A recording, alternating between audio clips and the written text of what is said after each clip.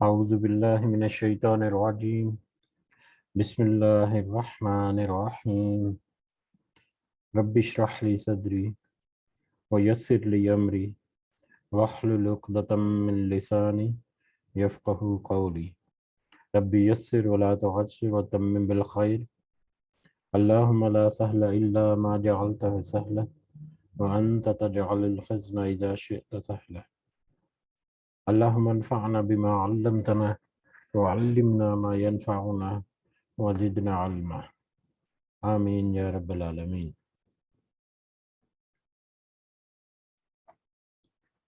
آج ہم انشاءاللہ اللہ کے خاص فضل و کرم سے، اس کی خاص رحمت، اس کی خاص توفیق، اسی کی خاص عطا کردہ ہمت اور استقامت سے ہم سورہ ابراہیم کی سورہ بنی اسرائیل کی آیت نمبر 23 نمبر آیت سے انورڈ ہم کچھ سمجھنے کی کوشش کریں گے۔ سب سے پہلے ہم اسی کی حمد اور اسی کا شکر ادا کرتے ہیں جس نے ہمیں اس قابل کیا، جس نے ہمارے دلوں کو اس قابل کیا، جس نے ہمیں مہلت دی، اور جس نے ہمیں یہ ہمت اور توفیق دی کہ ہم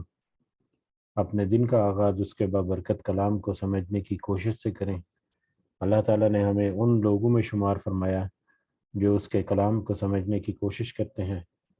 اس دعا کے ساتھ کہ اللہ تعالیٰ اس پہ ہمیں استقامت نصیب فرمائے، اس کی صحیح سمجھ ہمیں عطا فرمائے، اور اس کے ذریعے سے ہمیں اپنی اور اپنے ساتھیوں کی، اپنے چاہنے والوں کی اصلاح کرنے کی بھی ہمیں اللہ تعالیٰ توفیق اور ہمت عطا فرمائے، اور اس دنیا کے ساتھ ساتھ خاص کر آخرت میں کامیاب لوگوں میں ہمیں شمار فرمائے۔ آمین یا رب العالمین۔ کل ہم نے جو کچھ آیات، ایک رکوع پڑھا تھا، آیت نمبر 11 سے لے کر 11 نمبر آیت سے لے کر آیت نمبر 22 تک، اس کا ترجمہ ہم یاد دہانی کے لیے ایک دفعہ دہرا لیتے ہیں، جس میں اللہ تعالیٰ کہتے ہیں، اور انسان برائی کی دعائیں مانگنے لگتا ہے بالکل اس کی اپنی بھلائی کی دعا کی طرح، انسان ہے ہی بڑا جلد باز۔ ہم نے رات اور دن کو اپنی قدرت کی نشانیاں بنائی ہیں۔ رات کی نشانی کو تو ہم نے بے نور کر دیا، اور دن کی نشانی کو روشن بنایا ہے، تاکہ تم اپنے رب کا فضل تلاش کر سکو، اور اس لیے بھی کہ برسوں کا شمار اور حساب معلوم کر سکو، اور ہر چیز کو ہم نے خوب تفصیل سے بیان فرما دیا ہے۔ ہم نے ہر انسان کی برائی بلائی کو اس کے گلے لگا دیا ہے، اور بروز قیامت ہم اس کے سامنے اس کا نامہ اعمال کو نکالیں گے، جسے وہ اپنے اوپر کھلا ہوا پا لے گا۔ لے، خود ہی اپنی کتاب پڑھ لے، آج تو آپ ہی اپنا خود حساب لینے کو کافی ہے۔ جو راہ راست حاصل کر لے وہ خود اپنے ہی بھلے کے لیے راہ یافتہ ہوتا ہے، اور جو بھٹک جائے اس کا بوجھ اسی کے اوپر ہے۔ کوئی بوجھ والا کسی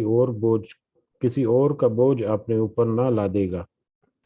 اور ہماری سنت نہیں کہ رسول بھیجنے سے پہلے ہی عذاب کرنے لگیں، اور جب ہم کسی بستی کی ہلاکت کا ارادہ کر لیتے ہیں تو وہاں کے خوشحال لوگوں کو کچھ حکم دیتے ہیں، اور وہ اب اس بستی میں کھلی نافرمانی کرنے لگتے ہیں، تو ان پر عذاب کی بات ثابت ہو جاتی ہے، پھر ہم اسے تباہ و برباد کر دیتے ہیں۔ ہم نے نوح کے بعد بھی بہت ساری قوموں کو ہلاک کیا، اور تیرا رب اپنے بندوں کے گناہوں سے کافی خبردار اور خوب دیکھنے بالنے والا ہے۔ جس کا ارادہ صرف اس جلدی والی دنیا یعنی فوری فائدہ کا ہی ہو، اسے ہم یہاں جس کے لیے چاہیں سردست کر دیتے ہیں، بالآخر اس کے لیے ہم جہنم مقرر کر دیتے ہیں، جہاں وہ برے حالوں میں دھتکارا ہوا داخل ہوگا۔ اور جس کا ارادہ آخرت کا ہو، اور جیسی کوشش اس کے لیے ہونی چاہیے وہ کرتا بھی ہو، اور وہ با ایمان بھی ہو، پس یہی لوگ ہیں جن کی کوشش کی اللہ تعالیٰ کے ہاں پوری قدردانی کی جائے گی۔ ہر ایک کو ہم بہم پہنچاتے ہیں انہی میں سے، اور انہیں بھی، ہر ایک کو ہم بہم پہنچاتے ہیں انہیں بھی اور انہیں بھی، تیرے پروردگار کے انعامات میں سے، تیرے پروردگار کی بخشش رکی ہوئی نہیں ہے۔ دیکھ لے کہ ان میں ایک کو ایک پر ہم نے کس طرح فضیلت دے رکھی ہے، اور آخرت تو درجوں میں اور بہت بھی بڑھ کر اور فضیلت کے اعتبار سے بھی بہت بڑی ہے۔ اللہ کے ساتھ کسی اور کو معبود نہ ٹھہرا کہ آخر تو برے حالوں میں بے کس ہو کر بیٹھے رہے گا۔ تو کل کا جو سبق تھا اس میں بہت سارے اہم پوائنٹس جو ہم نے دیکھے تھے، اس میں جو اہم نقطہ ایک دعا کے بارے میں بھی تھا کہ جب بھی دعا کریں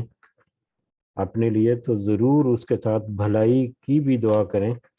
کہ اللہ تعالیٰ جو بھی نعمتیں عطا کرے، جو بھی اللہ تعالیٰ ہمیں عطا کرے، اس کے ساتھ دنیا کی بھلائی اور آخرت کی بھلائی بھی ہو، تاکہ اس کا صحیح معنوں میں فائدہ اس دنیا میں بھی اور آخرت میں بھی اٹھا سکے انسان۔ اور اگر خدا نخواستہ کسی کو کوئی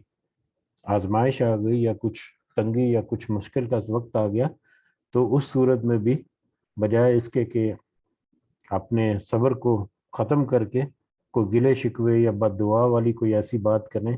یا ناشکری والی کوئی بات یا ناشکری والا کوئی گلہ کریں اللہ تعالیٰ سے، اس صورت میں بھی اللہ پر توکل کرتے ہوئے ہمیں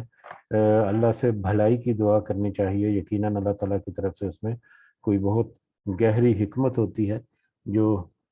غیب میں سے ہوتی ہے، جس کو ہمیں ادراک بھی نہیں ہو سکتا۔ اور دوسرا، قیامت کے اعمال، قیامت کے دن کے بارے میں دنیا کے اعمال، اور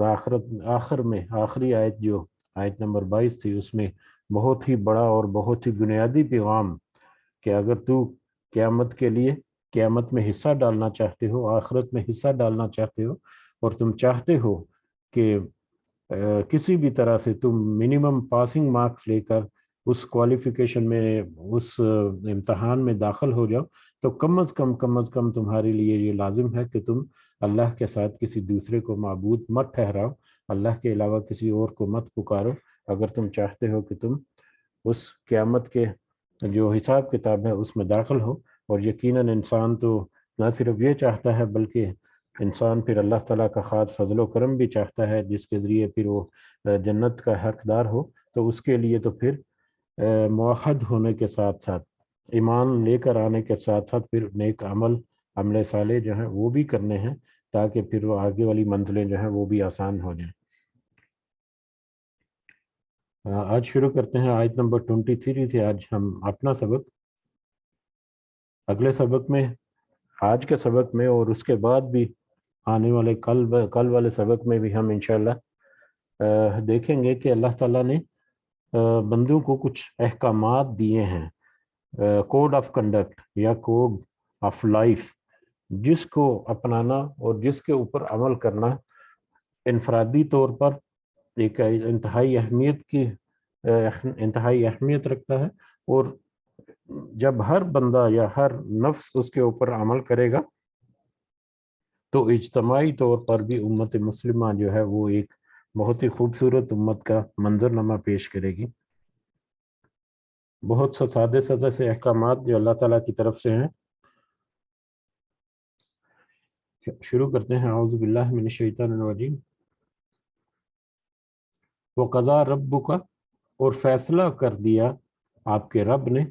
اللہ تعبدوا، کہ مت تم عبادت کرو، نہ تم عبادت کرو، الا ایاہ، مگر صرف اسی کی۔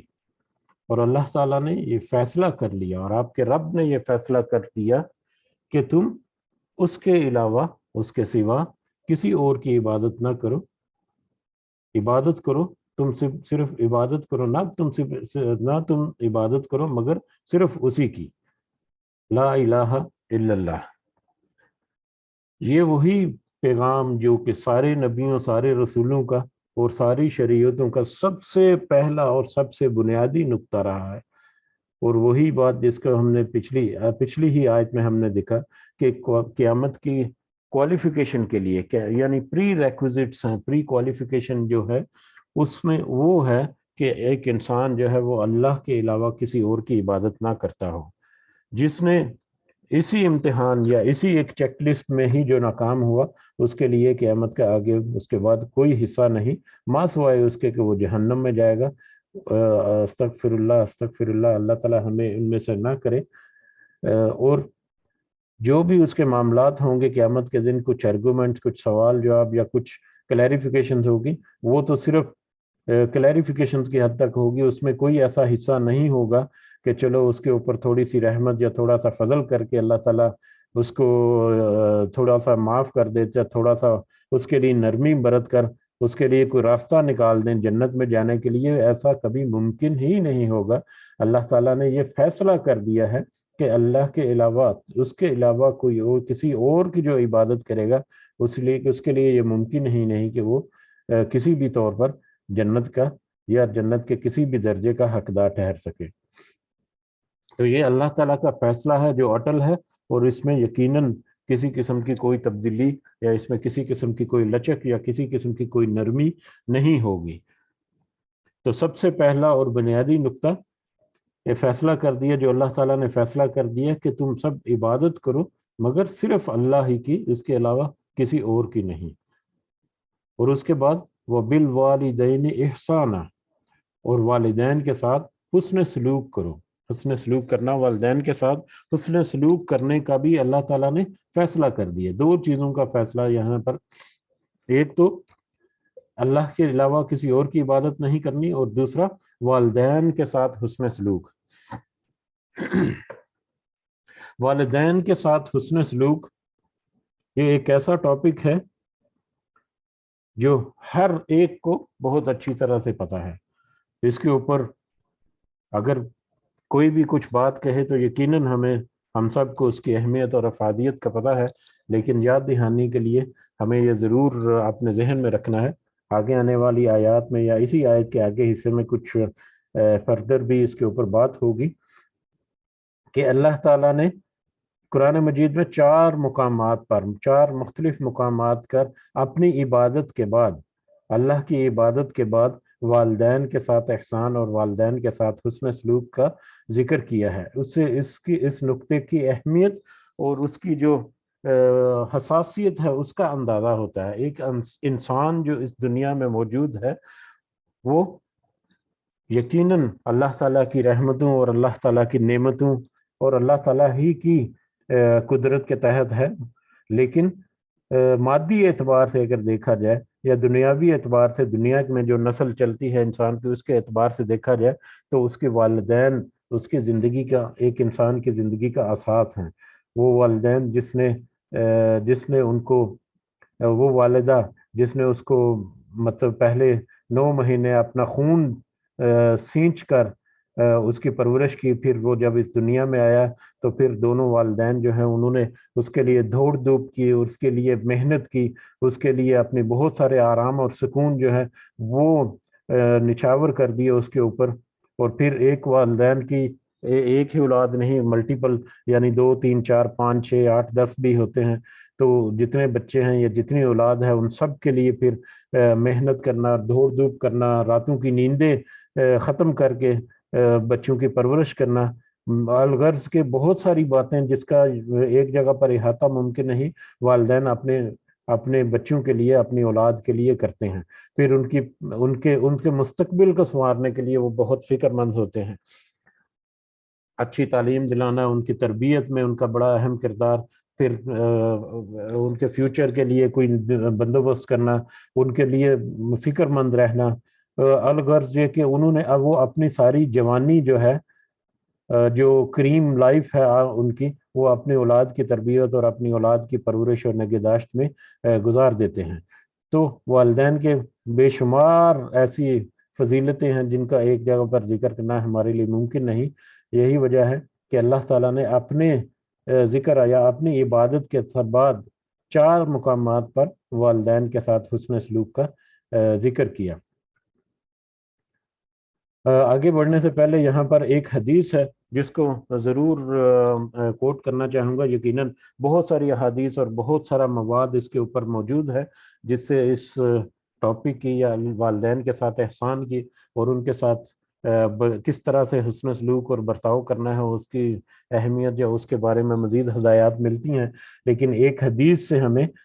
اس کی فضیلت، والدین کے ساتھ احسان کرنے کی فضیلت کا اندازہ ہوتا ہے۔ وہ حدیث کچھ یوں ہے کہ نبی کریم صلی اللہ علیہ وسلم، یہ ترمذی کی صحیح حدیث ہے، نبی کریم صلی اللہ علیہ وسلم ایک دفعہ جمعہ کے خطبے کے لیے اپنے ممبر پر جب تشریف لے کر جا رہے تھے تو 3 سٹیپ جب انہوں نے چڑھے ہیں ممبر کے، تو پہلا سٹیپ جب چڑھا تو انہوں نے کہا آمین، دوسرا سٹیپ جب چڑھے تو پھر انہوں نے کہا آمین، تیسرا سٹیپ جب چڑھے تو پھر انہوں نے کہا آمین۔ صحابہ کرام نے اس بات کو نوٹ کیا اور انہوں نے کہا کہ یا حضور صلی اللہ علیہ وسلم،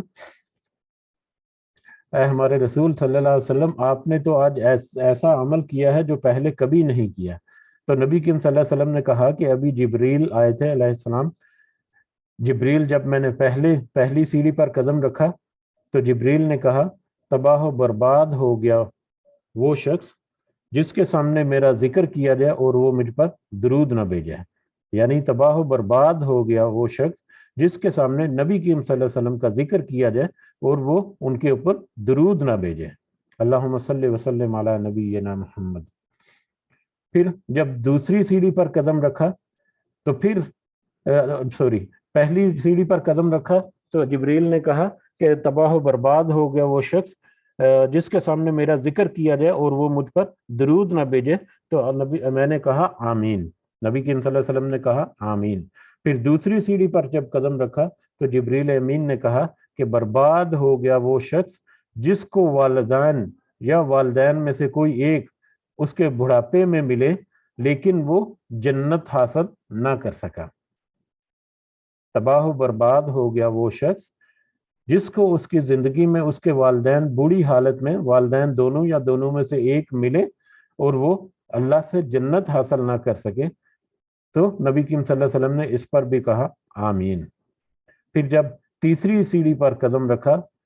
تو پھر جبریل امین نے کہا ہلاکت ہو یا تباہ و برباد ہو گیا وہ شخص جس کو اس کی زندگی میں رمضان نصیب ہوا لیکن وہ اپنے رب سے اپنے گناہوں کو نہ بخشوا سکا، تو نبی کریم صلی اللہ علیہ وسلم نے کہا آمین۔ تو یہ حدیث ہمیں 3 بہت ہی بڑے اور 3 بہت ہی اعلی و افضل جو کام ہے ان کی طرف اشارہ کرتی ہے۔ نبی کریم صلی اللہ علیہ وسلم کا جب بھی ذکر ہو تو ان کے اوپر درود بھیجنا، اللہم صلی وسلم علی نبینا محمد، یا جتنے بھی درود کی قسمیں، یا صلی اللہ علیہ وسلم بھی ہم کہہ دیتے ہیں۔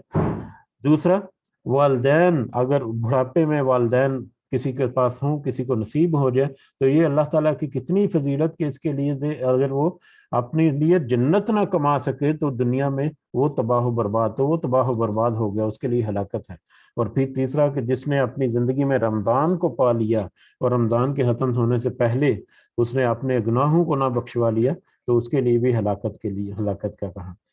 تو اس سے بھی ہمیں اندازہ ہوتا ہے کہ والدین کی اہمیت اور والدین کے ساتھ حسن سلوک کی کتنی زیادہ فضیلت ہے ہمارے رب کے نظر میں، کہ اس کا ذکر جو ہے اللہ کی عبادت کے ساتھ، اللہ کی عبادت کے بعد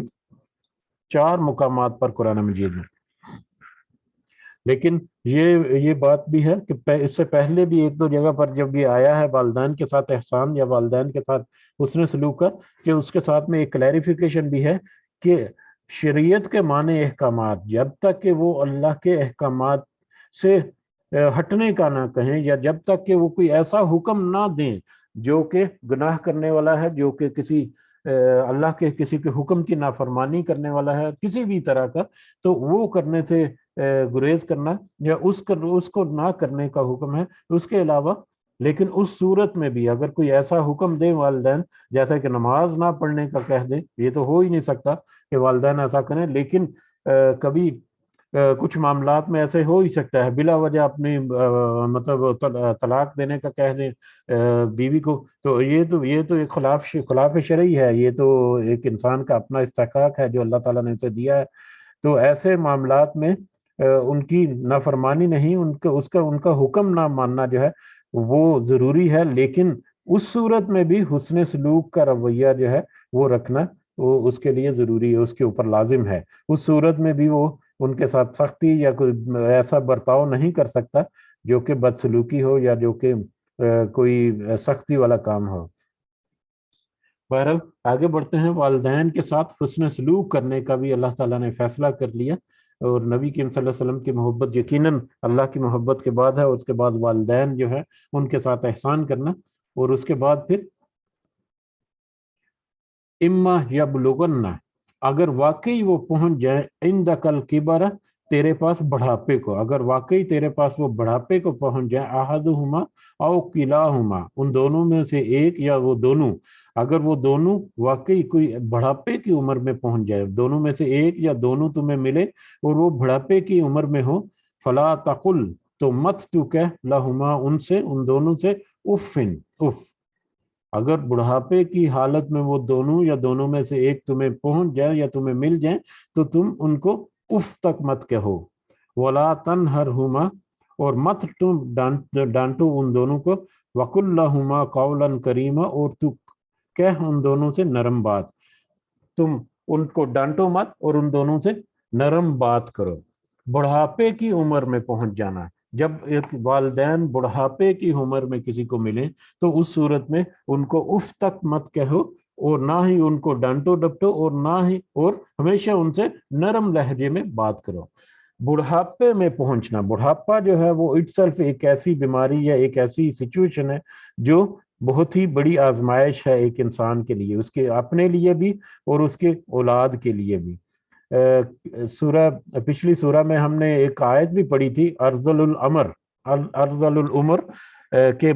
ایک آخری عمر یا بڑھاپے کی عمر جس میں انسان جو ہے وہ اپنی عقل جو ہے وہ کھو بیٹھتا ہے، یا انسان کے یادداشت جو ہے وہ ختم ہو جاتی ہے، یا وہ اس کے وہ متاثر ہوتی ہے. تو اس میں ہم نے یہ بھی دیکھا تھا جب یہ آیت پڑھی تھی کہ نبی کریم صلی اللہ علیہ وسلم نے ارذل العمر سے پناہ مانگی ہے. تو ارذل العمر کی عمر میں خاص کر والدین بوڑھی عمر میں یا بڑی عمر میں مل جائیں تو جب تک تو وہ پروڈکٹیو ہیں. افسوس کے ساتھ کہ اس کے پیرالل ہمارے معاشرے میں بہت سارے ایسے بگاڑ یا بہت سارے ایسے مسائل ہیں جس کا ہم مشاہدہ کرتے رہتے ہیں کہ والدین جو ہے وہ بوجھ بن جاتے ہیں، والدین جو ہے وہ ان کے لیے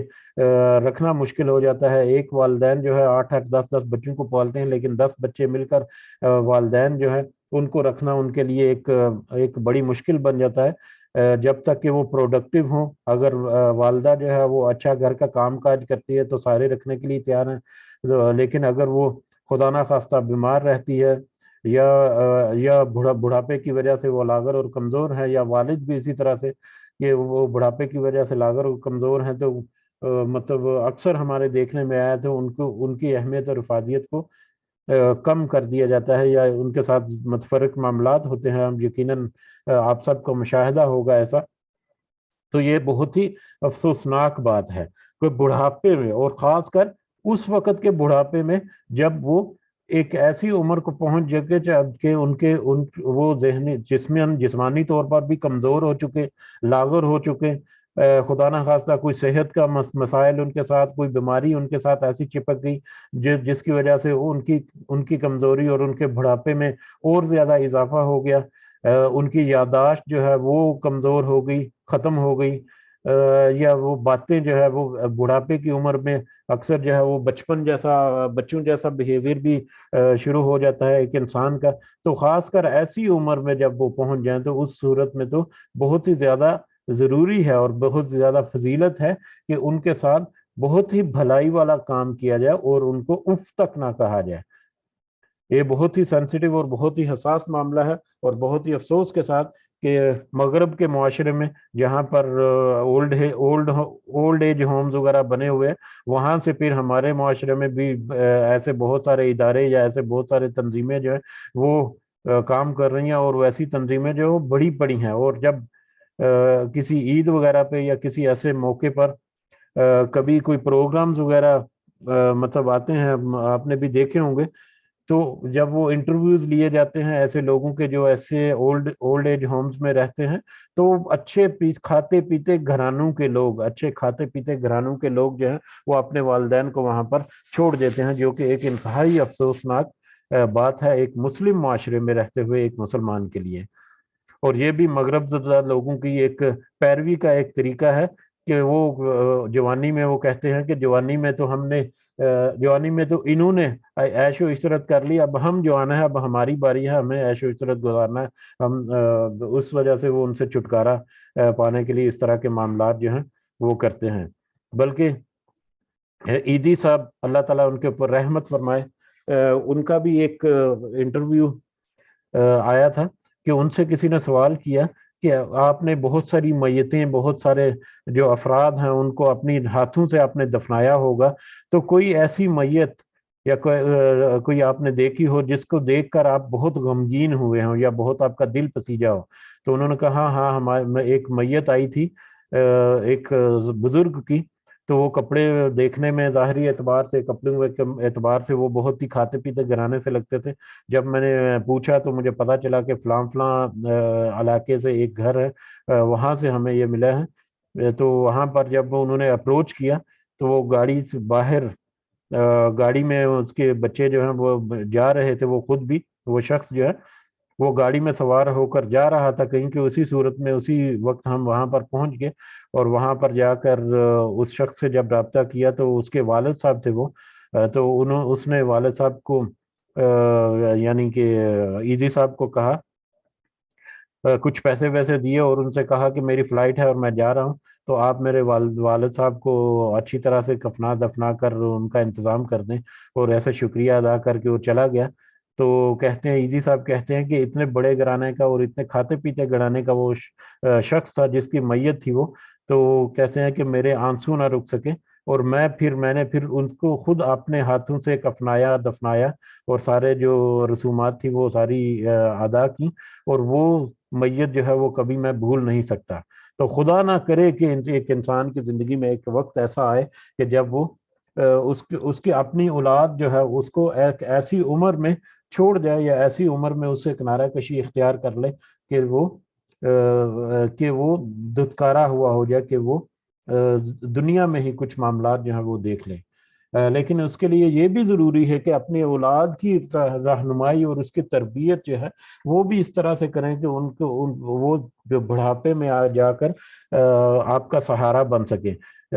جوانی میں بہت سارے معاملات ایسے ہوتے ہیں جن میں انسان جو ہے وہ کھپا ہوا ہوتا ہے. ایسی صورت میں پھر اولاد کی پرورش اس طرح سے کرنا کہ کل کو بڑھاپے میں وہ آپ کے کام آئے یا آپ کے ساتھ حسن سلوک کرے، یہ بھی ایک بڑا صبر آزما کام ہے.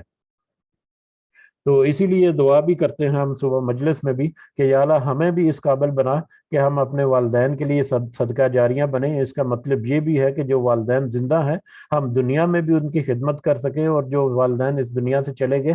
ہم بعد میں بھی ان کے لیے کچھ اچھے اعمال جو ہیں ان میں ان کا حصہ شامل کر سکیں. اور یہ بھی ہم دعا کرتے ہیں کہ ہمیں اس قابل بھی بنا کہ ہم اپنے اولاد کی تربیت اس طرح سے کر سکیں کہ وہ کل کو ہمارے لیے بھی صدقہ جاریہ بنے، یعنی کل کو ہمارے لیے بھی وہ، ہماری اگر ایسی عمر ہے تو وہ ہمارے لیے بھی وہ سود مند ہوں، اور ہمارے جانے کے بعد بھی ان کے نیک اعمال سے ہمیں حصہ جو ہے وہ ملتا رہے. بہرحال والدین کے حوالے سے بہت ساری باتیں کہی جا سکتی ہیں، یقیناً سب کو اس کی بہت اچھی تھی فہم ہے. یاد دہانی کے لیے ہم نے کچھ پوائنٹس جو ہیں وہ ریوائز کرنے کے لیے یا یاد تازہ کرنے کے لیے ہم پر ذکر کیے. اس کے علاوہ اگر اور بھی کوئی ذکر کرنا چاہیں گے تو ضرور آپ کر سکتے ہیں. اور والدین دونوں میں سے کوئی ایک اگر بڑھاپے میں پہنچ جائے تمہارے پاس ہوں تو تم ان کو اف تک مت کہو، یعنی ان کے روزمرہ کے معاملات میں، روزمرہ کے مطلب باتوں میں کوئی کبھی مطلب تنگی آ جاتی ہے، کبھی کوئی بات ان کے منہ سے ایسی نکل گئی، یا کبھی انہوں نے کوئی کام ایسا کر دیا، یا مسلسل ان کے ساتھ لگے ہوئے ہیں، ان کے ساتھ محنت کر رہے ہیں، تو ایسا نہ ہو کہ تمہارے منہ سے کبھی اف کا کلمہ بھی نکل جائے. یہاں تک اپنے آپ کو روکے رکھو یا اپنے آپ کو کنٹرول میں رکھو. اور ان کو ڈانٹنا ڈپٹنا یہ تو بہت بڑی بات ہے، اس سے تو بالکل ہی. اور جب بھی ان سے بات کرو تو نرم لہجے میں، بڑے عزت اور تکریم والے لہجے میں ان سے بات کرو. وَخْفِضْ لَهُمَا جَنَاحَ الذُّلِّ، اور تو جھکا دے ان دونوں کے لیے عاجزی کا بازو، من الرحمتی، رحم دلی سے، وقل، اور کہہ، رب ارحمہما کما ربیانی صغیرا، اے میرے رب تو رحم فرما ان دونوں پر جس طرح ان دونوں نے پالا مجھے بچپن میں، اور تم اپنی بازو کو اپنی عاجزی سے جھکائے رکھو، یعنی ان کے سامنے عاجزی اور انکساری جو ہے اس کا رویہ رکھو، اپنے بازو کو جھکائے رکھو، یعنی جس طرح سے پرندہ جو ہے وہ جھکا کر اپنے بازو کو جھکا کر یا اپنے پروں کو جھکا کر اپنے بچوں کو اپنے حفاظت میں لیتا ہے، یا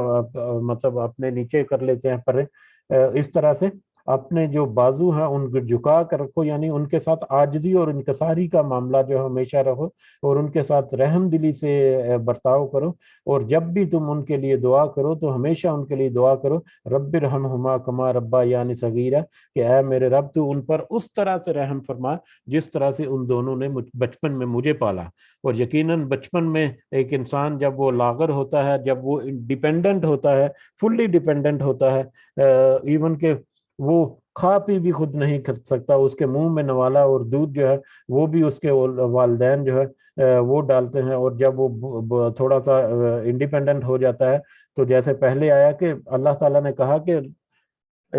پہلے ہم نے ایک آیت پڑھی تھی کہ انسان جو ہے اللہ تعالیٰ کی نعمتوں کو اور اللہ کے تعالیٰ کی حفاظت میں رہ کر وہ جب جوانی کی عمر میں پہنچتا ہے تو وہ اللہ کے معاملے میں جھگڑالو بن جاتا ہے۔ تو اسی طرح سے ایک انسان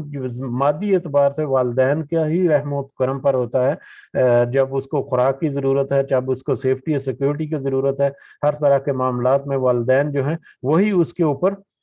مطلب شفقت کا رکھتے ہیں اور وہی ان کے لیے سارا کچھ کرتے ہیں۔ تو جس طرح سے والدین نے میرے لیے یہ کچھ کیا اسی طرح سے تو بھی ان دونوں پر رحم فرما۔ تو یہ دعا ہے، بہت ہی خوبصورت دعا، والدین کے لیے بہت خوبصورت دعا، جو کہ وہ والدین جو زندہ ہے ان کے لیے بھی کی جا سکتی ہے، کرنی چاہیے، اور جو وہ والدین جو اس دنیا سے گزر چکے ان کے لیے بھی یہ دعا ضرور کرنی چاہیے۔ رب ارحمہما کما ربیانی صغیرا، رب ارحمہما کما ربیانی صغیرا، رب ارحمہما کما ربیانی صغیرا۔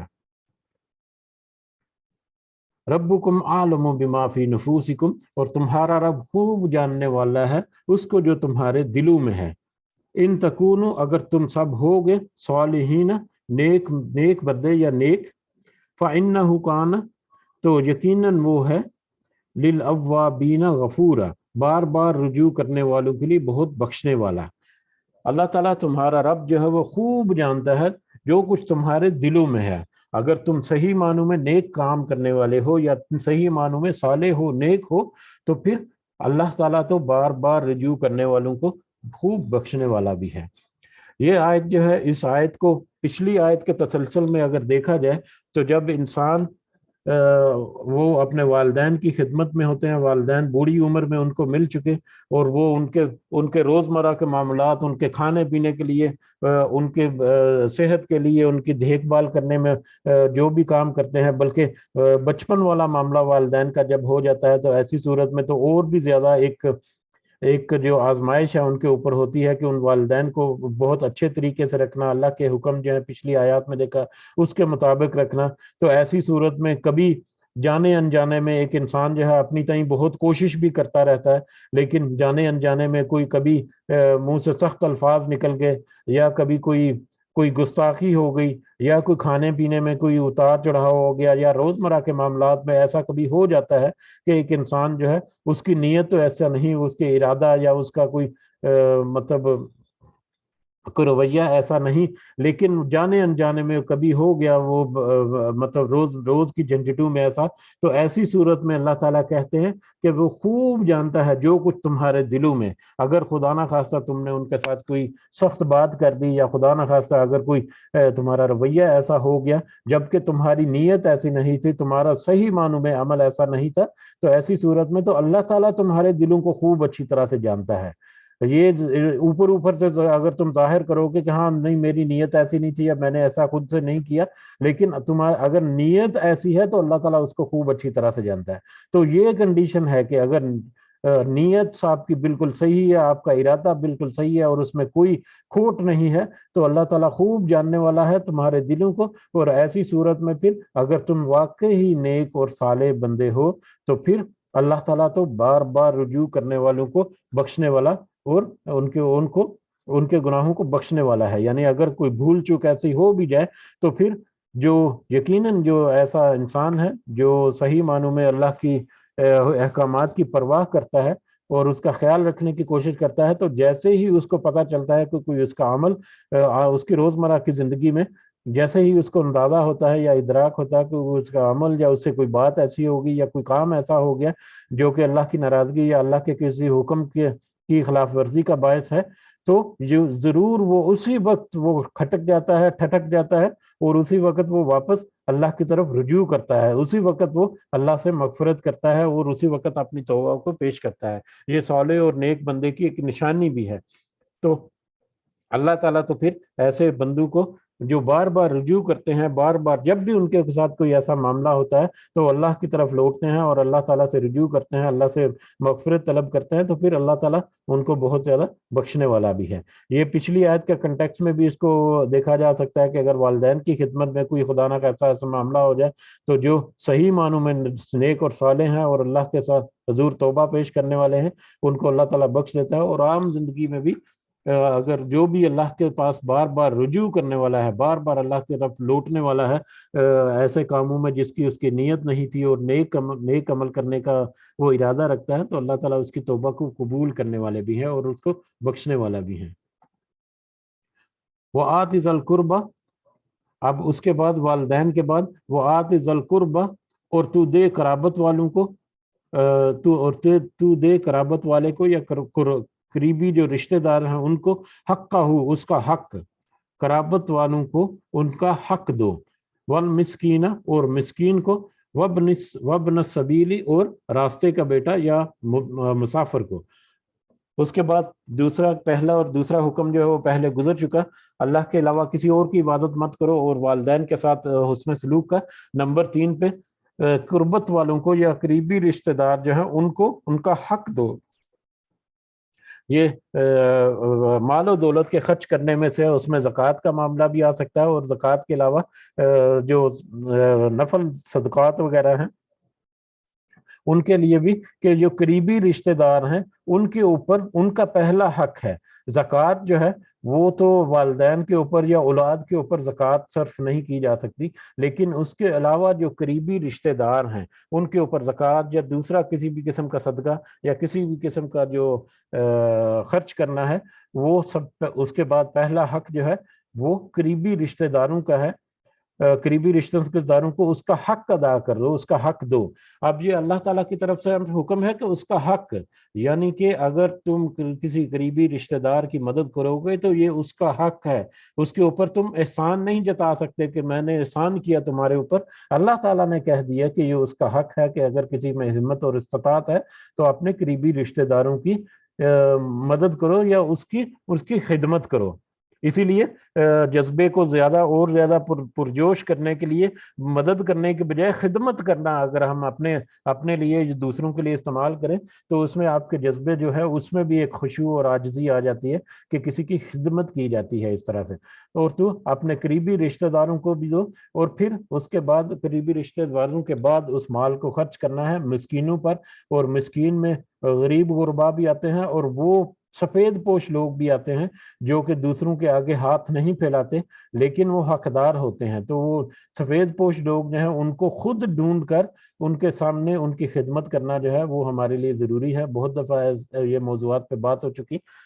وابن السبیل، اور راستے کے بیٹا یعنی مسافر جو سفر میں نکلا ہوا ہے اور راستے میں کوئی اس کے ساتھ ایسا معاملہ ہو گیا. پرانے وقتوں میں تو یہ عام ہوتا تھا لیکن آج بھی یہ معاملہ جو ہے وہ اکثر ہو جاتا ہے. کسی دوسرے شہر میں ہے، وہاں پر والیٹ وغیرہ یا موبائل وغیرہ چھن گیا یا گم ہو گیا، تو ایسی صورت میں کسی کی مدد کرنا اور اس کو واپس اس کی منزل تک پہنچا دینا یا اس کی جو بھی اس کے لیے ضروری ہے وہ اس کو کر دینا، یہ بھی انسان کے لیے ہے، یہ بھی اس کا بھی حکم ہے. اس کے بعد ولا تبذر تبذیرا، اور نہ فضول خرچی کرنا، اور فضول خرچی مت کرو، بلا وجہ بہت زیادہ بڑھ چڑھ کر فضول خرچی بھی مت کرو. اب یہ فضول خرچی جو ہے کچھ علماء جو ہے اس کے دو حصے ذکر کرتے ہیں، اور کچھ علماء کہتے ہیں کہ یہ دونوں کے دونوں حصے جو ہیں وہ اس میں شامل ہیں۔ ایک اسراف ہوتا ہے اور ایک تبذیر ہوتا ہے، ایک اسراف اور ایک تبذیر۔ اسراف کیا ہے کہ ضرورت کی چیزوں کے اوپر خرچ کرنا لیکن ضرورت سے زیادہ۔ مطلب کسی کی دعوت کی ہے، 2-3 آدمیوں کی دعوت کی ہے، تو اس کے لیے 1 یا 2 ڈشز یا تھوڑا بہت کھانا جتنا ضروری ہے اتنا بنا لیا، لیکن اس کے لیے 10 ڈشز بنا لی، سویٹ ڈشز بنا لی، یہ بھی بنا لیا وہ بھی بنا لیا، اور بے تحاشا کر لیا۔ یعنی جتنی ضرورت تھی، ضرورت کی چیز ہے لیکن جتنی ضرورت تھی اس سے بہت زیادہ بڑھ چڑھ کر۔ کپڑے ہیں 2 4 5 جوڑے جو ہیں وہ ہمارے لیے کافی ہیں، جن سے گزارا ہو سکتا ہے، چلو 5 7 کر لیے، لیکن 50 50 100 کپڑے جو ہیں وہ جوڑے کو جوڑے جو ہیں وہ پڑے ہوئے ہیں، اور روز نئی شاپنگ ہو رہی ہیں، اور نئی شاپنگ میں وہ بڑھتے جا رہے ہیں، جوتوں کے جوڑے بھی اور کپڑوں کے جوڑے بھی، اور اس طرح کے معاملات۔ جو جتنی ضرورت ہے اس ضرورت سے کئی گنا بڑھ چڑھ کر خرچ کرنا، یہ اسراف آتا ہے۔ اسراف سے بھی منع کیا گیا۔ اور تبذیر تبذیر جو ہے ایسی جگہوں پر خرچ کرنا جس کی ضرورت ہی نہیں، یا خلاف شرعی کاموں کے اوپر خرچ کرنا۔ شادی بیاہ کے اوپر، رسم و رواج کے اوپر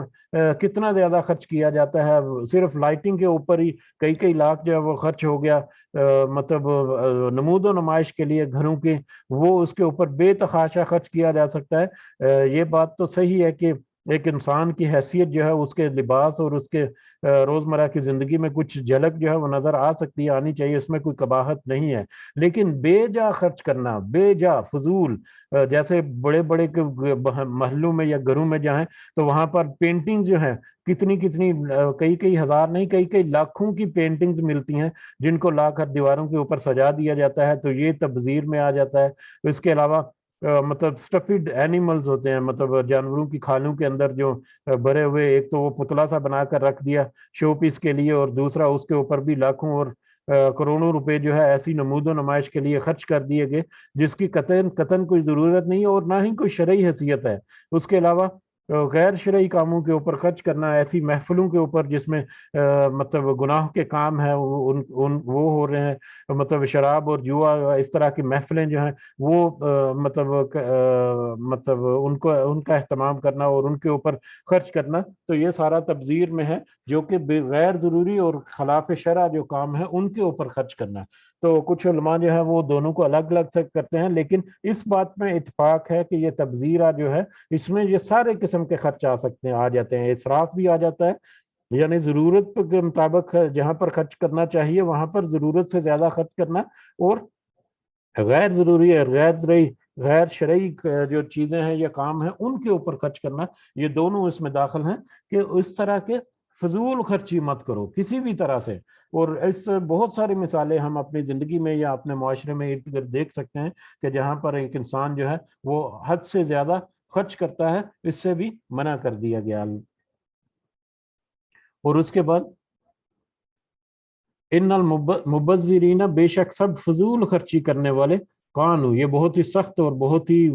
ہی کھلی آیت ہے اللہ تعالیٰ کی طرف سے، جس میں کوئی شک نہیں ہے، اور اس میں کوئی ایسی بات بھی نہیں ہے جس کو سمجھنے کے لیے ہمیں بہت زیادہ جد و جہد یا بہت زیادہ سوچ و بچار کرنا پڑے۔ بے شک فضول خرچی کرنے والے سب، کانو، وہ سب ہیں، اخوان الشیاطین، شیطانوں کے بھائی۔ فضول خرچی کرنے والے شیطانوں کے بھائی ہیں۔ وکان الشیطان، اور شیطان تو ہے لربہ کفورا، اپنے رب کا ناشکرا۔ جو اس طرح سے فضول خرچی کرتے ہیں، چاہے وہ مطلب بہت زیادہ اضافی خرچ کر کے، چاہے وہ غیر ضروری خرچ کر کے، یا چاہے وہ غیر شرعی کاموں کے اوپر خرچ کر کے، جو اس طرح سے فضول خرچی کرنے والے ہیں وہ تو شیطانوں کے بھائی ہیں۔ اور شیطان کا جو کام ہے وہ تو یہی ہے کہ کسی طرح سے انسان کو دور کر دے۔ جو انسان کو، شیطان کا یہ کام ہے کہ کسی طرح سے انسان کو رب کے رستے سے ہٹا دے یا اس سے دور کر دے۔ تو جو اس طرح سے فضول خرچی کرتا ہے، گویا وہ دوسروں کے لیے بھی رہنمائی کرتا ہے یا دوسروں کو بھی اس کی طرف راغب کرتا ہے۔ آپ شادی بیاہ کی اگر مثال لے لیں تو شادی کے بیاہ کے اوپر جس طرح کی رسمیں اور رواج چلتے ہیں یا جس طرح کے معاملات، اب غریب اور بعد جن کے پاس اتنی طاقت اور استطاعت نہیں، وہ بھی اپنی ناک رکھنے کے لیے اونچی، یا معاشرے میں اپنے آپ کو بڑھا چڑھا کر پیش کرنے کے لیے وہ کہیں سے ادھار لے کر یا کہیں سے مانگ تانگ کر بھی وہ اتنا زیادہ خرچ کر لیتے ہیں کہ دنیا میں رکھ رکھا ہو جائے، وہ ہو جائے، دنیا میں ان کی مطلب ان کی جو رونمائی ہے وہ ہو جائے، اور دنیا میں ان کی ساکھ جو ہے وہ برقرار رہے، جبکہ ان کی اپنی حیثیت اتنی نہیں ہوتی۔ تو وہی کام وہ بہت سادگی سے کر سکتے ہیں جو شریعت کے اصول ہیں ان کے تحت، اور اس میں کوئی قباحت بھی نہیں ہے۔ لیکن اب وہ بڑے جو جنہوں نے فضول خرچی کی، یعنی اس نے نہ صرف خود کو اپنے مشکل میں ڈالا، خود کو اس نے فضول خرچی کر کے ایک گناہ کا کام کیا، بلکہ دوسروں کو بھی اس کی طرف راغب کیا کہ دوسرے بھی آئیں اور دوسرے بھی اس طرح سے بود و نمائش جو ہے وہ کرے، اور دوسرے بھی اس راستے پر چلیں، اور پھر اس کے زیر اثر بہت سارے لوگ جو ہیں وہ اس شیطان کی طرح سے، جس طرح سے شیطان جو ہے وہ بہکا کر رب کے راستے سے دور لے جاتا ہے، اسی طرح سے یہ لوگ جو ہیں یہ بھی بہکاوے کا یا دوسرے لوگوں کو بھی اس کے اللہ کے راستے سے ہٹانے کا باعث بن سکتے ہیں۔ تو یہ شیطان کے بھائی ہیں، شیطان کے بھائی ان کو کہا گیا، اور شیطان جو ہے وہ تو اپنے رب کا بہت ناشکرا ہے، یعنی نعمتوں کو تو استعمال کرنے والا ہے لیکن اس کے ساتھ ساتھ ناشکری کرتا ہے۔ اور ناشکری، انسان کو اللہ تعالیٰ نے نعمتیں دی لیکن اس نے ان نعمتوں کو فضول خرچ کر کے اللہ کے ساتھ ناشکری کی۔ وَإِمَّا تُعْرِضَنَّ، اور اگر تو ضرور اعراض کرے عنہم، ان سے، عنہم ابتغاء، ان سے تو تلاش کرتے ہوئے رحمت، یہ اب خرچ کرنا جو قریبی رشتہ داروں اور مسکینوں اور راستے کے مسافر جو ہیں، یہ دو تین کیٹیگری یہاں پر آئی ہیں، ان کے اوپر مال خرچ کرنے کا یہاں پر جو کہا گیا ان کی بابت ہے، یا اس کے علاوہ والدین بھی اس میں شامل ہو جاتے ہیں، یا دوسرے جو مطلب آپ کے ماتحت ہیں ان کے لیے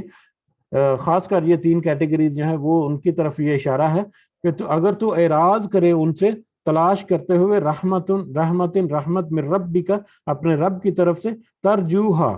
تو امید رکھتا ہو اس سے، یعنی اگر تم سے سوال کر لے،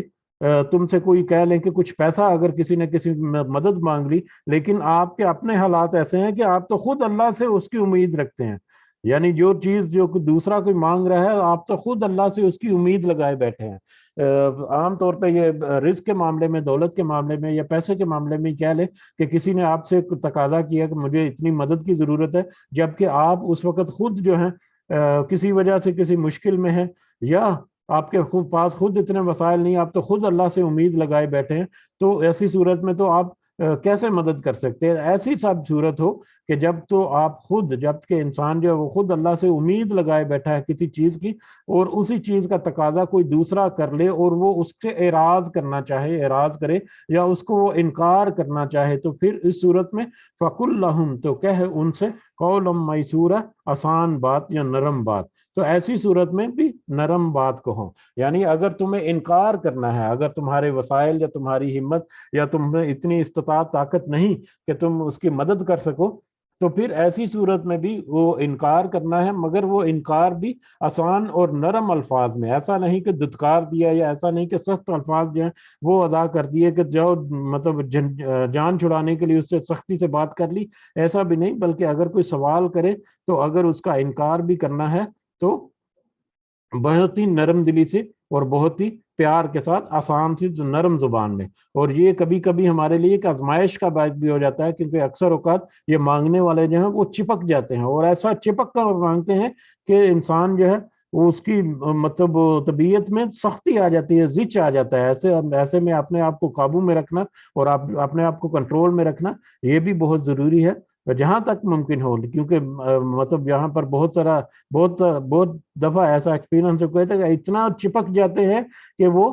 مطلب چھوڑتے ہی نہیں، وہ پیچھا ہی نہیں چھوڑتے۔ تو ایسی صورت میں بھی ان سے چھٹکارا پانا کہہ سکتے ہیں، یا ان سے اعراض کرنا جو ہے وہ اچھے طریقے سے، یہ بھی ایک ضروری ہے، جہاں تک ممکن ہو ان سے اچھے طریقے سے اعراض کرو۔ وَلَا تَجْعَلْ يَدَكَ مَغْلُولَةً، اور نہ تو کر اپنا ہاتھ بندہ ہوا، اور نہ تو اپنا ہاتھ بندہ ہوا کر، اِلیٰ عُنُقِ، اپنی گردن کی طرف، وَلَا تَبْسُطْهَا، اور نہ تو کھول دے اسے، کُلَّ الْبَسْطِ، بالकुल खोल देना, ना तो अपने हाथ को गर्दन के साथ बंधा हुआ रख और ना ही उसको बिल्कुल ओपन खोल दे, बिल्कुल खोल दे। फतह को उदा मलूम मखसूरा, वरना तू बैठ रहेगा मलामत किया हुआ थका मांदा, वरना तू बैठ रहेगा मलामत किया हुआ और थका मांदा। ये भी पैसे के खर्च करने के बारे में है कि ना तू अपना हाथ बंधा हुआ, अपना हाथ रख बंधा हुआ अपनी गर्दन की तरफ, यानी अपने हाथ को गर्दन की तरफ बंधा हुआ मत रखो, यानी अपनी मुट्ठी को बंद मत रखो, अपनी दौलत को अपने गिरेबान के साथ या अपने सीने के साथ हर वक्त चिपकाए हुए मत रखो, बल्कि उसको मतलब खर्च करो दूसरे लोगों के ऊपर। ये भी एक जरूरी है कि मतलब माल दौलत तो है, इस्तात तो है, लेकिन जरूरी जो काम है उनके ऊपर भी खर्च नहीं करना है। इवन कि अपनी फैमिली के ऊपर भी इस तरह की भी कुछ मिसालें मिल जाती हैं कि पैसा तो है लेकिन वो जरूरत के तहत भी उसको खर्च नहीं करते, अपने अपनी औलाद तक के लिए वो खर्च नहीं करते। तो ऐसा भी ना हो कि आपके पास दौलत है तो तुम उसको बिल्कुल ही खर्च मत करो, बिल्कुल ही उसको रोक दो, बिल्कुल ही वो सर्कुलेशन जो है उसको बंद कर दो, और ना ही ऐसा हाथ को खोल दो कि सारा कुछ फजूल खर्ची में जाया कर दो, वेस्ट कर दो। यानी एक म्याना रवि, एक दरमियाना रास्ता जो है वो रखने का कहा जा रहा है कि दरमियाने तरीके से खर्च करो, अपने ऊपर भी, अपने अहलो याल के ऊपर भी, रिश्तेदारों, मिस्किनों और दूसरे जो मतलब सभी रास्ते के बेटे जो हैं मुसाफिर वगैरह उनके ऊपर भी, और दूसरे मसारफ जो हैं दूसरी जगहों पर जिक्र हुआ है उनके ऊपर भी खर्च करो, लेकिन म्याना रवि से, दरमियाने दरमियाने रास्ते से। ना ही हाथ को बिल्कुल रोक दो उसको और ना ही उसको बेदरेग खर्च करो। अगर तुम ऐसा करोगे, यानी दोनों सूरतों में, अगर तो तुम उसको रोके रखोगे उस सूरत में भी, या उसको बेदरेग खर्च करोगे उस सूरत में भी, फतह फतह फतह कऊदा मलूम मखसूरा, दोनों सूरतों में तुम, वरना ऐसा होगा कि तुम बैठे रहोगे मलामत किए हुए और थके मंदे। मलामत किए हुए, थके मंदे, मलामत किया हुआ, ये दोनों पहलू यहाँ पर हमें मिलते हैं कि पहली सूरत में जब खर्च किया ही नहीं, अपनी औलाद के ऊपर भी खर्च नहीं किया, अपने वालदैन के ऊपर खर्च नहीं किया, तो जब उनको पता चलेगा वालदैन को या औलाद को या जो भी मातहत है या इवन के रिश्तेदार भी कि उसके पास इतनी दौलत है या इतना पैसा है या उसके पास इतनी हिम्मत है कि ये आसानी से मदद कर सकता है, लेकिन वो मदद नहीं करता, तो ऐसी सूरत में उसकी इज्जत जो है उसमें कोई कमी आएगी, उसमें कोई इजाफा तो नहीं होगा। वो उससे मतलब रिश्तेदार जो है वो भी दूर हो जाएंगे, उसकी इज्जत में कमी आएगी, उसके उसके नाम जो है वो भी मतलब खराब होने का चांसेस है। तो ऐसी सूरत में तो मलामत शुदा भी हो सकते हो तुम, और मखसूरा थके मांदे भी, यानी कि बड़ी दूर धूप करके वो दौलत कमाई और उसको खर्च कर दिया बिल्कुल, और ऐसा ना हो कि बाद में तुम जो है एक थके हुए जानवर की तरह, मखसूरा ऐसे जानवर को कहते हैं जो कि भाग जो चल चल कर या भाग दौड़ कर थका हुआ और उसमें चलने की सकत बाकी ना रही हो। तो ये ना हो कि तुम ऐसे मुट्ठी में बंद करके रखो कि मलामत किए जाओ, और ऐसे तुम बेदरेग खर्च कर दो कि सारा अपना माल जो है वो जाया ही कर दो और थके हुए जानवर की तरह एक तरफ बैठना पड़े तुम्हें। तो दोनों सूरतों से मना किया कर दिया गया, और एक दरमियाना रास्ता जो है उसको अपनाने की यहाँ पर अल्लाह ताला ने हुक्म दिया। इन रब्बका यबसुतु, बेशक तेरा रब जो है वो फराह करता है रिज्क को, लिमन यशाउ, जिसके लिए वो चाहता है, वो यकदिर, और वही तंग भी करता है। बेशक तेरा रब जो है जिसके लिए चाहता है रिस्क को फराख भी करता है, खुला भी करता है और उसको तंग भी करता है। यानी रिस्क जो है वो तो अल्लाह ही के हाथ में है, जिसको वो चाहता है जितना वो अता करता है। चाहे इंसान जो है वो जितनी मर्जी दौड़ डूब कर ले, रिस्क जो है वो अल्लाह ताला की तरफ से ही है, और इस रिस्क की तकसीम अल्लाह ताला का एक खास मतलब पहलू है जिसमें हमेशा अल्लाह ताला की आजमाइश है। किसी को वो ज्यादा फराख रिस्क देकर किसी को आजमाता है, और किसी को कम रिस्क देकर, थोड़ा रिस्क देकर अल्लाह ताला आजमाता है। ये रिस्क जो है ये मादी वसाइल की बात हो रही है कि मालो दौलत और इस तरह के जो मामलात हैं ये उसकी बात है। उसके अलावा बाकी नेमतें जो हैं वो तो बेशुमार अल्लाह ताला ने दे रखी हैं, लेकिन ये रिस्क जो है ये किसी को वो फराख दिली के साथ फराख रिस्क देकर आजमाता है, और किसी को थोड़ा रिस्क अदा कर दे के, और कोई जितनी मर्जी दौड़ धूप कर दे, अल्लाह ने जितना रिस्क उसके लिए लिखा है सिर्फ वो उतना ही हासिल कर सकता है। यहाँ पर ऐसे हैं जो کچھ بھی نہیں کرتے اور ان کے گھر میں رزق کی اتنی ریل پیل ہے، اور بہت سارے ایسے ہیں جو سارا دن جو ہے اپنی ہڈیاں رگڑتے رہتے ہیں، لیکن ان کو پھر بہت کم نصیب ہوتا ہے، اس میں کوالیفیکیشن بھی نہیں ہے، اس میں کاؤنٹ بھی نہیں ہے، دو دکانیں ساتھ ساتھ ہیں، ایک ہی طرح کا مال رکھا ہوا ہے، ایک ہی طرح کی ان کی مطلب قیمتیں ہیں، ایک ہی طرح کے ان کا سارا سیٹ اپ ہے، ہر چیز ہے، لیکن ایک جو ہے وہ بہت زیادہ چلتی ہے، وہ دوسری جو ہے اس میں شاد و نادری یا بہت کم گاہک آتے ہیں۔ تو یہ اللہ تعالیٰ کی تقسیم ہے رزق جو ہے، تو کسی کو زیادہ دے کر آزماتا ہے اور کسی کو کم دے کر آزماتا ہے، دونوں صورتوں میں آزمائش ہے۔ انہ کان بعبادہ خبیرا بصیرا، اور بلا شبہ وہ اپنے بندے کی خوب خبر رکھنے والا اور خوب اس کو دیکھنے والا ہے۔ یعنی جس حال میں وہ بندہ ہے، اس کا رویہ اور اس کا کردار اور اس کا عمل کیا ہے، اللہ تعالیٰ اس کو خوب اچھی طرح سے نہ صرف جاننے والا ہے، خبر رکھنے والا ہے، اور بلکہ اس کو خوب اچھی طرح سے دیکھنے والا ہے۔ کسی کو اگر زیادہ رزق دے دیا تو اس زیادہ رزق کو وہ کس طرح سے اپنے لیے اور اپنے اللہ کے بندوں کے لیے خرچ کرتا ہے، وہ بھی اللہ تعالیٰ دیکھ رہا ہے، اور جسی کو کم رزق دیا اور کم رزق میں وہ کتنا صبر اور کتنا شکر ادا کرتا ہے، وہ بھی اللہ تعالیٰ خوب خبر رکھنے والا ہے اور خوب دیکھنے والا ہے، ہر چیز کو جاننے والا ہے۔ اس دعا کے ساتھ کہ اللہ تعالیٰ ہمیں اس کی صحیح سمجھ عطا فرمائے، اور اس میں ہماری جو روزمرہ کی زندگی میں ہم سے جانے انجانے میں کوئی کوتاہی یا کوئی اس طرح کے معاملات ہو جاتے ہیں، خاص کر ہمارے والدین کے بارے میں، تو اللہ تعالیٰ ہمیں اس سے معاف فرمائے اور اس کی صحیح سمجھ اور ہمیں ہمت و توفیق دے کہ ہم اپنے والدین کے لیے حسن سلوک کر سکیں، اور دیگر جو رشتہ دار اور مسکین اور دیگر جو یہاں پر ذکر کیا، اللہ اس کے اوپر بھی اللہ تعالیٰ ہمیں اپنے آپ کو کاربند رکھنے کی ہمت و توفیق عطا فرمائے۔ آمین یا رب العالمین، وما علینا الا البلاغ المبین۔ جی اگر کسی کو کچھ اضافہ کرنا چاہیں تو آپ ضرور کر سکتے ہیں۔ جزاکم اللہ خیرا کثیرا۔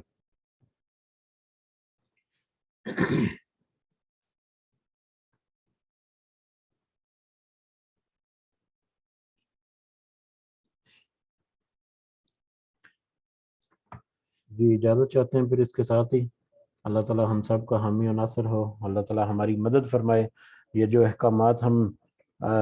آج سمجھنے کی کوشش کی، اور آئندہ بھی کچھ جو آئیں گے، اللہ تعالیٰ سے دعا ہے کہ ان میں سے جس معاملے میں جو ہمارے اوپر اپلیکیبل ہیں، ہمیں اللہ تعالیٰ ہمت و توفیق دے کہ ہم ان کو اپنی استطاعت کے مطابق اور اپنے بساط کے مطابق صحیح معنوں میں ان کا حق بھی ادا کر سکیں، اور ان کو پورا کرنے بھی کی اللہ تعالیٰ ہمیں ہمت و توفیق دے۔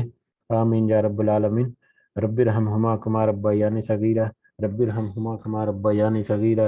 رب ارحمہما کما ربیانی صغیرا، ربنا تقبل منا انک انت السمیع العلیم وتب علینا انک انت التواب الرحیم۔ سبحان ربک رب العزۃ عما یصفون وسلام علی المرسلین والحمد للہ رب العالمین۔ سبحانک اللہم وبحمدک اشہد ان لا الہ الا انت استغفرک واتوب الیک۔ جزاکم اللہ خیرا کثیرا۔ السلام علیکم ورحمۃ اللہ وبرکاتہ۔